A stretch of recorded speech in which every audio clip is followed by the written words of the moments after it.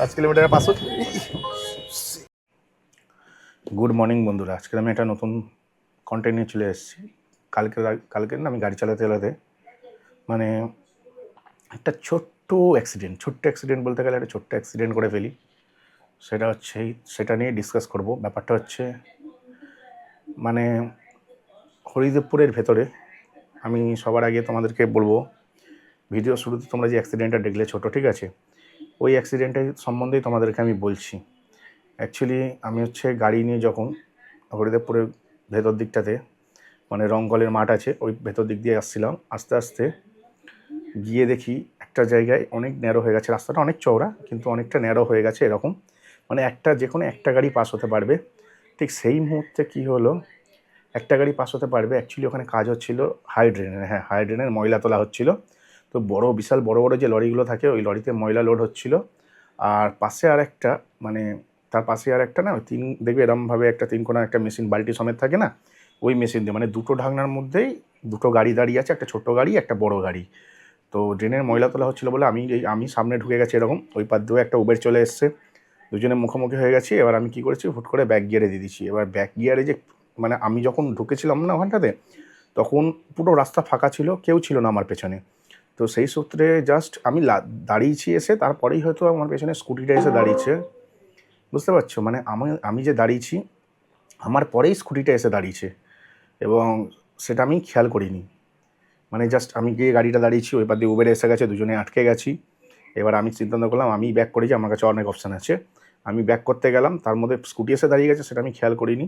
আমি উপরে গ্লাসে যেইটুখানি দেখা যায় সেইটুখানিতে স্কুটিওয়ালাটাকে আমি দেখতে পাইনি। বুঝতে পারলে, স্কুটিওয়ালাটা অ্যাকচুয়ালি একটু ডান দিক চেপেছিল, মানে ডান দিক চেপেছিল বলেই ওনাকে আমি আমার যে ভেতরে যে মিরিয়ার থাকে না ব্যাকে দেখার, তো সেটা আমি দেখতে পাইনি।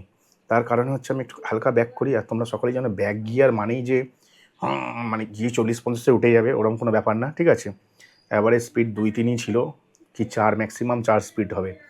ওই 2-3-4 স্পিডে গিয়ে আমি স্কুটিটাতে ধাক্কা মারি বলতে গেলে জাস্ট গিয়ে টাচ হওয়ার পরে আমি নিজেই আপসেট হয়ে যাই। ও মাই গড, তুমি আমার ভিডিওতে দেখবে, আমার যখন গাড়ির ভেতর না ক্যামেরাটা অন ছিল, আমি ব্লগ শ্যুট করতে করতে যাচ্ছিলাম। তাই আমি ভাবলাম যে তোমাদের সাথে এটা শেয়ার করা উচিত, মানে এরম টাইপের ঘটনা ঘটলে তোমরা কী করবে।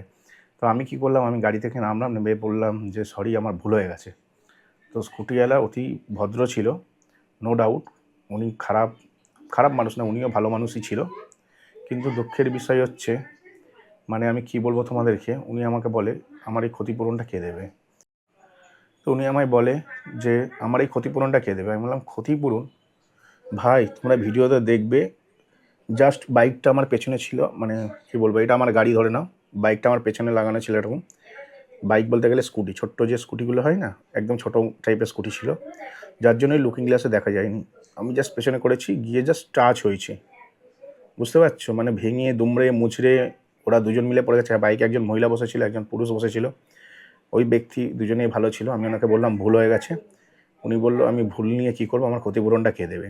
জাস্ট এরকম টাচ হয়েছে, তার জন্য নাকি ওনাকে ক্ষতিপূরণ দিতে হবে। আমি এবার ওনার যে মডগার্ডটা, আমি ভালো হয়তো মডগার্ডটা হয়তো ভেঙে টেঙে গেছে, আমি মডগার্ডটাকে ধরিয়ে এরকম করে ঝাঁকিয়ে নাড়ালাম, দেখলাম না ঠিক আছে। বলছে না মডগার্ডটা একটু ঢিলা হয়ে গেছে। আমাকে বলছে না মডগার্ডটা ঢিলা হয়ে গেছে, মডগার্ডে স্ক্র্যাচ হয়েছে, ক্ষতিপূরণটা কে দেবে। বুঝতে পারছো, মানে কত রকমের মানুষ থাকে পৃথিবীতে। অ্যাকচুয়ালি লোকটা প্রচণ্ড ঢ্যামনা, সেটা পরে আসছে, তোমাদেরকে বোঝাবো পরে, ঠিকভাবেই বোঝাবো তোমাদেরকে। লোকটা অ্যাকচুয়ালি প্রচণ্ড ঢ্যামনা। হ্যাঁ, লোকটা প্রচণ্ড ঢ্যামনা এই কারণেই বলছি, উনি মনে করেছে যেহেতু আমরা ড্রাইভার না, আমাদের থেকে ইজিলি পয়সা উসুল করা যাবে। বুঝতে পারছো, আমরা ড্রাইভার, আমরা অশিক্ষিত, তো আমাদের থেকে খুব সহজেই পয়সা উসুল করা যাবে। কখনো যদি রাস্তায় ধাক্কাধাক্কি হয় না, কখনোই এরকম ভয় পাবে না, যেখানে তোমাদের ক্ষতিপূরণ চাওয়া হচ্ছে। আর এর মধ্যে আবার পুলিশও জড়িত থাকে। পুলিশের একটাই কথা থাকে না এর মধ্যে, দেখবে ওই মানে তুমি ধাক্কা মেরেছো, একে গ্যারেজ করে দে, এত ফাইন হবে, অত ফাইন হবে, ঠিক আছে। আদৌ এইসব ফাইন টাইন কিছু হয় না, কারণ তুমি যখন কাউকে ধাক্কা মারবে না, তোমার গাড়ির ইন্স্যুরেন্স থেকে কভার করবে। তো লোকটাকে আমি এটাই বললাম, দেখুন আপনাকে আমি পুরোপুরি আপনার যা খরচা হবে সবই দিতে রাজি আছি, কিন্তু আমি ক্যাশ দেবো না কোনো। আপনি থানায় চলুন, থানাতে গিয়ে আপনি আমার নামে কেস করবেন। ওই কেসের এগেনস্টে আমার কাছে যখন নোটিশ আসবে তখন আমি কোর্টে গিয়ে পে করবো। লোকটা কিন্তু আমার কথা বোঝেনি, ঠিক আছে। তো লোকটা আমাকে প্রথমে মানে উনি আমাকে ছেড়েই দিচ্ছিল, তারপর আমি নেমে বললাম, দেখুন সত্যি বলছি আমার খারাপ লাগছে, আপনার স্কুটিতে মেরেছি, আমি ইচ্ছা করে মারিনি, কিন্তু স্কুটিতে যে এটা লেগেছে, আপনার স্কুটিতে কোনো ক্ষতি হয়নি, স্ক্র্যাচের জন্য আপনি আমাকে বলছেন, মানে মডগার্ডটা না ওই পেছনটা লেগেছে আর কি, আমার গাড়ির পেছনে ওরা স্কুটির মডগার্ডটা লেগেছে, আর যেহেতু ওইগুলো ছোটো ছোটো চাকা না, ভেতর দিকে ঢুকে গেছিলো, বুঝতে পেরেছো, মানে যার কারণে মানে ওনার এক ফোঁটা ভাঙেনি, ক্ষতি হয়নি, কিচ্ছু হয়নি, ওই স্ক্র্যাচের জন্য ওনাকে আমি টাকা দেবো, বুঝতে পারলে, মানে আমাকে হচ্ছে কী বলবো, মাথা মোটা পেয়েছে, অশিক্ষিত পেয়েছে, মানে I am uneducated person because he scooty man, I am cab driver, you know what I am saying. তো যাই হোক, কী করবো, এখন হচ্ছে আমি ওনাকে বললাম তাহলে চলুন থানায় চলুন। এবার যখন থানার পথে যাচ্ছি তখন আমাকে আবার হরিদেবপুরে মেন রোডে যখন উঠবো তখন আমাকে বলে একটু সাইডে দাঁড়ান, আমি সাইডে দাঁড়ালাম, বলছে যে এখানেই রফা দফা করে নিন, থানায় গেলে আপনি ফাঁসবেন। আমি বললাম কেন আমি ফাঁসবো, আমি কেনই বা রফা দফা করবো, বুঝতে পারছেন, আমাকে বলছে এখানেই রফা দফা করে নিন। তো আমাকে বলছিল এখানেই রফা দফা করে নিন, থানায় গেলে আপনি ফাঁসবেন। আমি বললাম কেন থানায় গেলে আমি ফাঁসবো, বলছে না চলুন তাহলে থানায় যাবেন তো চলুন, আপনি দেখতে পাবেন আপনি কী করে ফাঁসবেন। এবার আমি কী করলাম, আমি ওনাকে আমাদের কেওড়াপুকুর বাজার অবধি নিয়ে এলাম।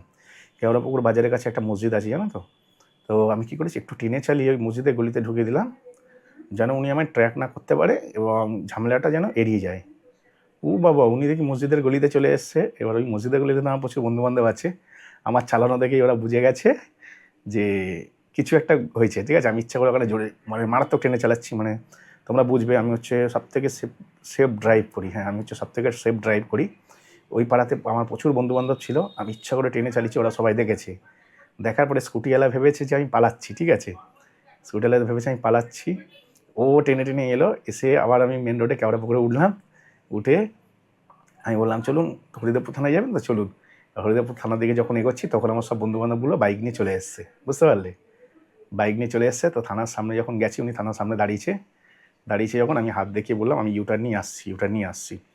তো তখনই আমার বন্ধুগুলো আমার গাড়ির পাশে বাইক নিয়ে দাঁড়িয়েছে এসে, এবং সত্যি কথা বলতে গেলে খারাপ মনে করো না, মানে আমরা যেহেতু ড্রাইভার না, আমাদেরকে খুব নিচুভাবে দেখা হয়, নিচুভাবে বলতে গেলে আমরা অশিক্ষিত হই, আমাদের কাছে পয়সা কড়ি সেরকম থাকে না, আমরা গরিব মানুষ হয় এরকম মানুষ মনে করে, কিন্তু এটা না, লোকটা যদি অতই শিক্ষিত হতো না, ওনার বাইকে জাস্ট একটা টাচ হয়েছে, বুঝতে পারছো, আমি ব্যাক গিয়ারে দিয়েছি, এটা বাইক ব্যাক গিয়ারে দিয়েছি, হয়তো উনি গ্যাপটাই ছিল হয়তো এইটুখানি, বুঝতে পারলে, এইটুখানি গ্যাপের মধ্যে দাঁড়িয়ে ছিল, ব্যাক গিয়ারে দিলাম, এরকম গেলাম গিয়ে ওনাকে টাচ করে দিলাম, জাস্ট টাচ হয়েছে, না ধাক্কা না কিছু। ভিডিওতে দেখবো ওনারা কেউ পড়েও যায়নি গাড়ি থেকে, বুঝতে পারলে, গাড়ি থেকে যদি পড়েও যেত তাহলে বোঝা যেত হ্যাঁ জোরে একটা ধাক্কা মেরেছি, পড়েও যায়নি কেউ গাড়ি থেকে, জাস্ট টাচ হয়েছে, তাতেই উনি এরকম করছিল।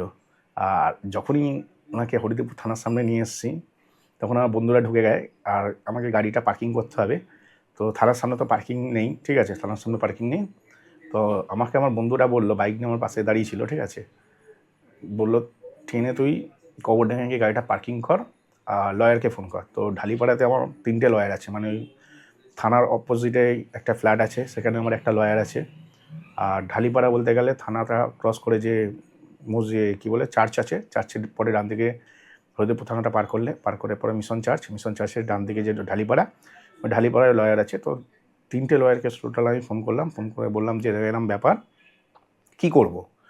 একটা লয়ার বলল ভাই কিছু করতে হবে না, তুই বাড়ি চলে যা, থানায় গেলে পুলিশও ওকে পাত্তা দেবে না। আমাকে জিজ্ঞাসা করলো লয়ার যে তোমার কি, তুমি কি ওকে মেরে রক্তাক্ত কাণ্ড করেছো? আমি বললাম না ওরম কিছু হয়নি। বলছে তোমার ওনার গাড়ি কি পুরোপুরি ভেঙে গেছে? আমি বললাম না কোনো কিছু ভাঙেনি, জাস্ট একটা দুটো স্ক্র্যাচ হয়েছে হয়তো, ঠিক আছে, আর হয়তো দু চারটে স্ক্র্যাচ হয়েছে, কেন মডগার্ডটা আমি নিজে এরম করে নাড়িয়েছি, তারপরে ওখান থেকে কিছুই হয়নি। তো তখন আমাকে বললো তুমি চলে যাও বাড়িতে, কোনো কিছু হবে না। তারপর আরও দুটো লয়ারকে ফোন করলাম, বলে চল তো দেখি ওর ঘাড়ে কটা মাথা আছে, ঠিক আছে, তার মধ্যে দুটো লয়ার এসেছিলো। যেহেতু আমি এই যে লয়ারকে ফোন করতে, আর লয়ারকে যখনই বলবো দাদা একটু আসবেন খুব দরকার আছে, সঙ্গে সঙ্গে তো কেউ আসে না, বললো সোমেন আধ ঘন্টা পর তুই থানায় হয়। এবার আধ ঘন্টা পর আমি থানাতে গেছি, ঠিক আছে, থানাতে আর ঢুকিনি, আমি থানাতে গেছি, থানার বাইরে গিয়ে দেখলাম সেরকমভাবে কেউ নেই, ওখানে আমাদের কিছু অফিসার চেনাশোনা আছে, তার আগে আমি একটা অফিসারকে ফোনও করে নিয়েছিলাম গাড়ি চালাতে যে স্যার এরকম ঘটনা ঘটেছে, বলছে তুই থানায় যা না, কিছু হবে না, ঠিক আছে। তো তারপর আমি লয়ার নিয়ে যখন যাই তখন মনে হয় লোকটা ছিল না, হ্যাঁ আমি তার আগে আমি থানার অফিসারকে ফোন করেছি, প্লাস গাড়িটা যখন পার্কিং করি কবরডাঙ্গায় এসে, তখন হচ্ছে আমি গাড়িটাকে কবরডাঙ্গাতে রেখে ওই লয়ারের জন্য অপেক্ষা করছিলাম। তো তখন মনে হয় না 5:10 বাজে হয়তো। তো আমি মোটামুটি ওই 6:10 নাগাদ গেছি, মানে 1 ঘন্টা আমি লেট করেছি, ঠিক আছে। তো উনি হয়তো দাঁড়িয়েছিল, তো আমাকে লয়ার বলেই দিয়েছে যে এতে কোনো কেস হবে না। পুলিশকে যখনই উনি ডায়েরি করতে পারে, একটা হয়তো ডায়েরি হবে, তবে ওই ডায়েরি অ্যাকসেপ্টেবল হবে না, কারণ তোমার কাছে ভিডিও আছে, আমি কোনো ধাক্কাই মারিনি। ধাক্কা হালকা টাচ হয়েছে খালি, ওটাকে ধাক্কা মারা বলে না। ধাক্কা মারা মিন্স তুমি কাউকে জোরে গিয়ে সাপাটে ধাক্কা মারে 30-40 স্পিডে, ঠিক আছে, তোমারও ভেঙে গেল, ওরও ভেঙে গেল, মানুষটার চোট হয়েছে, সেটাকে বলে অ্যাক্সিডেন্ট। তো এটা আনফর্চুনেটলি হয়ে গেছে। তোমরা সকলেই জানো, বাইকওয়ালাগুলো এসে পেছনে সাটিয়ে দাঁড়িয়ে যায়। তো আমার গাড়ির ডিস্টেন্সেই, বাইকের ডিস্টেন্সে এইটুখানি গ্যাপের মধ্যে উনি রয়েছে। আর এতটাই সামনে রয়েছে না, ধরো একটু পেছনে যদি থাকে গাড়ি, ধরো এই আমার গাড়ি একটু পেছনে আছে, এই গাড়িটা, বাইকটা, তবে লুকিং গ্লাসে দেখা যায়। যখনই গাড়ি সামনে চলে আসে, ডিকিটার হাইটটা এতটা, লুকিং গ্লাসে খালি মাথা দেখা যায়, বুঝতে পারছো? কোনো বাইকওয়ালার দেখবে যদি একদম সামনে এসে দাঁড়ায় না, গাড়ির পেছনে একদম সাটিয়ে দাঁড়ায়, তাহলে দেখবে তার মাথা দেখা যাচ্ছে, তার বাইক একদমই দেখা যায় না। কারণ হচ্ছে আমি টাটা জেস চালাই, তো আমার গাড়ির হাইটটা অনেক বেশি। তো এই কারণেই আমি হয়তো ওনাকে দেখতে পাইনি। আর দেখতে না পাওয়ার জন্য যা হালকা টাচ হওয়ার কারণে উনি আমার থেকে টাকা নেওয়ার চেষ্টা করেছিল। লোকটা খুবই ভদ্র, মানে কোনো গালাগালি, খেস্তাখিস্তি, ঝগড়া অশান্তি আমরা দুজনেই কেউ কিছু করিনি, খুবই ভদ্র। কিন্তু লোকটার মানে কি বলবো, ইন্টেন্সিটি একটু অন্যরকম ছিল। হ্যাঁ, ওনার বক্তব্য ছিল আমার এই ক্ষতিপূরণ কে দেবে। সত্যি কথা বলতে ওই মডগার্ডটা যদিও পাল্টাতে হয় 500-600 টাকা দাম, তো আমি 500-600 টাকা দেবো না, কারণ আমার গাড়ির ইন্স্যুরেন্স কভার করবে, বুঝতে পারছো? আমার গাড়ির ইন্স্যুরেন্স কভার করবে ওনাকে আমি এটা বোঝালাম যে আমার গাড়ি ইন্স্যুরেন্স কভার করবে। আর সত্যি কথা বলতে যে কোনো মানুষকে আমি বলবো, যদি আপনার গাড়িতে কোনো ক্যাব ড্রাইভার ধাক্কাও মেরে দেয় না, ঝগড়া করার কিছু নেই, ক্যাব ড্রাইভারকে ধরে আটকে রাখারও কিছু নেই। কারণ আটকে রাখা হচ্ছে আইনত অপরাধ। কারণ আপনি রাস্তায় গাড়ি চালাচ্ছেন, আমিও রাস্তায় গাড়ি চালাচ্ছি, কোনো কারণে লেগে গেল, ধাক্কা লেগে গেল, হতেই পারে। তার মানে এই নয় যে আপনি ক্যাব ড্রাইভারকে আটকে রাখবেন, কারণ ক্যাব ড্রাইভার আপনার থেকে বেশি ট্যাক্স পে করে সরকারকে, জিএসটি পে করি আমরা, এভরি রাইডের ট্যাক্স, মানে দেখো ট্যাক্স বলতে গেলে রাইডের ট্যাক্স পে করি, ভালো করে বুঝবে। আমরা এভরি ট্রিপের রাইডের ট্যাক্স পে করি, জিএসটি পে করি, বুঝতে পারছো?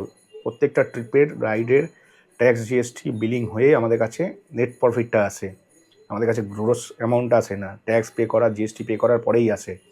তারপরে হচ্ছে গাড়ির ট্যাক্স আলাদা দিই, মানে আমরা এক কথায় আমরা ইনকাম ট্যাক্স পে করি, গাড়ির ট্যাক্স পে করি, দুটো পে করার পরে মার্কেটে গাড়ি চালাচ্ছি। সেখানে কোনো পার্সোনাল গাড়ির মালিক যদি তোমাকে আটকে রাখে, তার এগেনস্টেও তুমি কেস করতে পারবে। কারণ আমার ওই দিনের সময়টা নষ্ট হলো, আমার টাকাটা নষ্ট হলো, এই যে আমার টাকার ক্ষতিপূরণটা কে দেবে? তো তার এগেনস্টেও তুমি কেস করতে পারবে। তো যাই হোক, আমি 6:10 নাগাদ গেছিলাম এতে পুলিশ স্টেশনের কাছে, গিয়ে দেখলাম কেউ নেই। তো আমার লয়ারটা, মানে ওখানে আমি তো লোকাল, বুঝতেই পারছি, হরিদেবপুর থানা আমার পুরো বাড়ির সামনে। আমার লয়ারটা ওই বাইরে কয়েকটা পুলিশ চা খায়, তো তাদের সাথে কথাবার্তা বললো, ওরকম কোনো ইস্যু হয়নি, ও কোনো চাপের নেই বলে আমাকে বললো তুই বাড়ি চলে যা। তো আমি বাড়ি চলে এলাম। এই হচ্ছে আমার অভিজ্ঞতা। তো গত 8 বছর ধরে আমি গাড়ি চালাচ্ছি, আমি এতটাই শান্তিভাবে গাড়ি চালাই, তোমরা সকলেই জানো আমার মাথা কতটা ঠান্ডা, এতটাই শান্তিভাবে গাড়ি চালাই, আমি কোনোদিন কাউকে ঠুকি না। কিন্তু এই লোক আমার কাছ থেকে টাকা নেবে, মানে কীরকম টেন্ডেন্সি দেখো, প্রথমে বললো ক্ষতিপূরণ কে দেবে, যেই বলেছি থানায় চলো, মাঝ রাস্তায় এসে বলে দাঁড়াও দাঁড়াও দাঁড়াও, তুমি থানায় না গিয়ে এখানে কিছু রফাদফা করে নাও। কেন ভাই তোকে রফাদফা দিতে যাবো? ইন্স্যুরেন্সটা কি আমি মুখ দেখতে দিই? একটা গাড়ির ইন্স্যুরেন্স জানিস, একটা কমার্শিয়াল গাড়ির ইন্স্যুরেন্স, তোকে বলছি ভিডিওটা যদি দেখিস অবশ্যই দেখবি, দেখে বুঝবে, একটা কমার্শিয়াল গাড়ির ইন্স্যুরেন্স জানিস? আমি যদি তোকে মেরে না, অ্যাক্সিডেন্ট করে মেরেও ফেলি না, গাড়ি নিয়ে থানায় সারেন্ডার হয়ে যেতাম, সারেন্ডার হয়ে গিয়ে না আমার ইন্স্যুরেন্স পুরো কভার করতো, আমার গায়ে একটা চুলও কেউ ছিটতে পারতো না, যেটা ফ্যাক্ট সেটা বলছি। আমার গায়ের এই মাথার না একটা চুলও কেউ ছিটতে পারতো না। কেন বলতো ভাই? সারা বছর ধরে না রক্ত জল করা পয়সা দিয়ে ইন্স্যুরেন্স দিই। একটা গাড়ির, নতুন গাড়ির একটা ইন্স্যুরেন্স থাকে 36,000 টাকা, ওর বয়স বাড়তে বাড়তে ওর ভ্যালুয়েশন যত কমে তত কমতে থাকে। তাও আজকের ডেটেও আমি 18,000 টাকা দিয়ে ইন্স্যুরেন্স কেটেছি, বুঝতে পারলি? এই 10 তারিখে আমি ইন্স্যুরেন্স কেটেছি, হ্যাঁ 10 তারিখে আমি ইন্স্যুরেন্স কেটেছি, 10ই জুন আমি ইন্স্যুরেন্স কেটেছি আমার গাড়ির 18,000 টাকা দিয়ে। 18,000 টাকা দিয়ে ইন্স্যুরেন্স কেটেছি, আবার তোদেরকে ধাক্কা লেগে গেলে, কোনো কেউ তো ইচ্ছা করে ধাক্কা মারে না, কাউকে যদি ধাক্কা লেগে যায় তাকে আবার কি ক্ষতিপূরণ দিতে হবে। আর থানায় নিয়ে যাওয়ার কথা যদি বলি, বলে সাইডে এসে রফাদফা করে নিতে, কেন সাইডে গিয়ে রফাদফা করবো ভাই? আর আমি যদি সত্যিই ওনার ক্ষতি করে থাকি, ওনাকেও বলবো ভিডিওটা যদি দেখে থাকেন, আমার গাড়ির নাম্বারের ছবি তুলেছেন, ভিডিও বানিয়েছেন, আমি দেখেছি সেটা, আপনি ওই ছবি ভিডিও নিয়ে গিয়ে গাড়ির এগেনস্টে একটা কেস করে দিন। কেস করে দিলে নিশ্চয়ই আমার কাছে নোটিশ আসবে। নোটিশ আসলে যখন যেই ডেটে নোটিশটা পাবো, কোর্টে যেই ডেট থাকবে, কোর্টে আমি যাব, গিয়ে আমার কাছে ভিডিও প্রুফ আছে যেটা আমি আপলোড করছি এখন, তোমরা সবাই দেখবে, পাবলিকও দেখবে। এই ভিডিওটা আমি জজকে দেখাবো, দেখানোর পরে তোমরাই বলে দেবে কী করা যায়। তো জর্জই বলে দেবে যে কত টাকা ক্ষতিপূরণ হয় না হয় কী হয়। তবেও সেটা আমি পকেট থেকে দেবো না। আমাকে গাধা পেয়েছে, ওর সাথে আমি থানায় চলে যাব।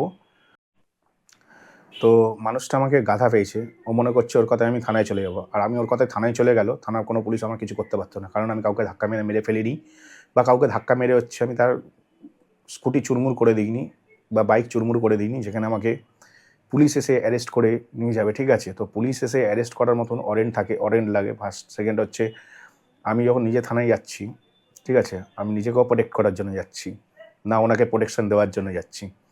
উনি নিজে ভাবছিল যে উনি বিশাল শিক্ষিত, এবং মানে আমার থেকে রাস্তাতে রফাদফা করতে চাইছিল। মানে ওনার মানে ওয়াইফ ছিল হয়তো সাথে, জানি না, একজন ভদ্রমহিলা ছিল ওনার সাথে। সরি, ওয়াইফ বলাটা আমার ভুল হয়ে গেছে।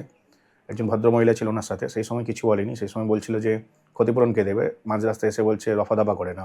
তাহলে লোকটা কত বড় চিটিংবাজ তোমরা বুঝতেই পারছো। এবং আমি যদি থানাতেও যাই না, ওনার সাথে যদি থানাতেও চলে যেতাম, থানা পুলিশ আমার কিছু করতে পারতো না। কারণ হচ্ছে সবসময় মনে রাখবে, প্রপার ল হিসেবে কথা বলবে, ঠিক আছে, পুলিশও তোমার কথা শুনবে। এটা হচ্ছে নিয়ম। তবে আমাদের থানার যে নিয়মগুলো আছে না, আমাদের কলকাতা শহর বলে না, পুরো ওয়েস্ট বেঙ্গলে এরকমই নিয়ম আছে। যখনই ছোট এই যে টাচটা করেছি, এটা নিয়েও যদি পুলিশ চলে আসতো না, পুলিশ মাঝখান থেকে টাকা খেত। বুঝতে পারছো কী বলছি? এই ছোটো যে ধাক্কাটা লেগেছে, হালকা যে ধাক্কাটা লেগেছে, এটা নিয়ে যদি রাস্তায় চিল্লামিল্লি হতো, পুলিশ চলে আসতো, সেখানেও পুলিশ টাকা খেত। এটা আমার এক্সপিরিয়েন্স আছে, দেখা আছে। তাই আমি আমাদের ওয়েস্ট বেঙ্গল গভর্নমেন্ট, ঠিক আছে, আমাদের নতুন মুখ্যমন্ত্রী শুভেন্দু অধিকারীকে বলবো, আপনি হচ্ছে এইগুলো দেখুন। ধাক্কা মারা মানে পুলিশকে টাকা দেওয়া না, ধাক্কা মারা মানে রফাদফা না, ধাক্কা মারা মানে ইন্স্যুরেন্স কভার করবে অ্যাজ পার ল। বুঝতে পারছো কী বলছি?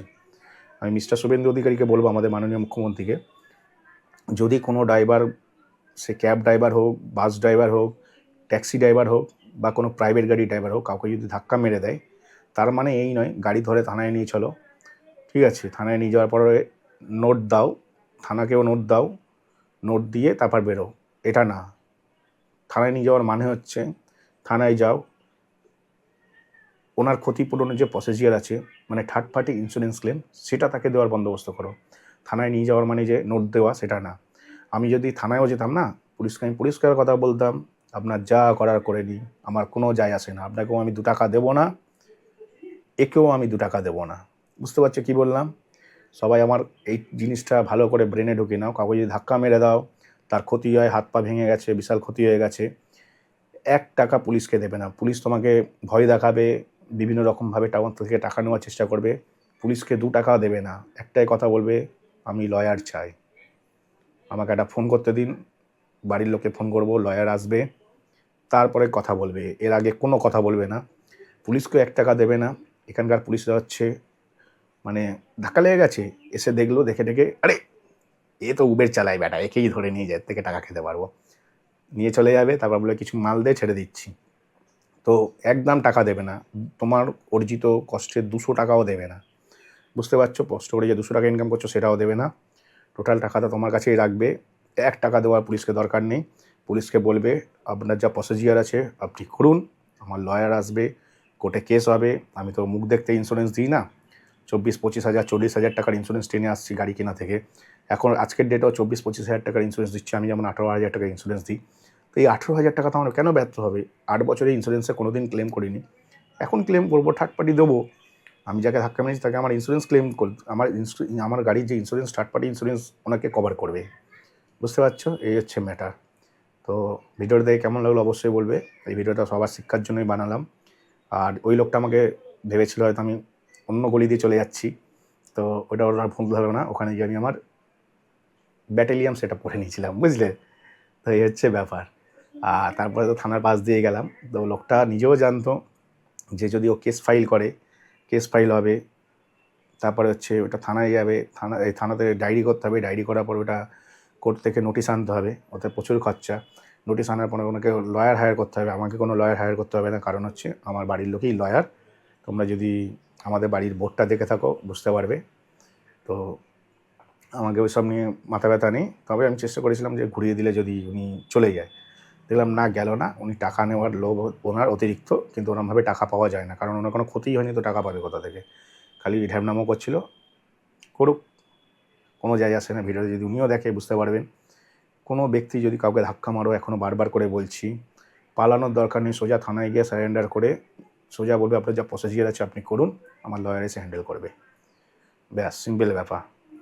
তো আপনার থার্ড পার্টি ইন্স্যুরেন্স ওনাকে কভার দেবে। আপনার তো গাড়ির ইন্স্যুরেন্স থাকে, প্রত্যেকের গাড়ি, যেমন আমার গাড়ির ইন্স্যুরেন্স আছে।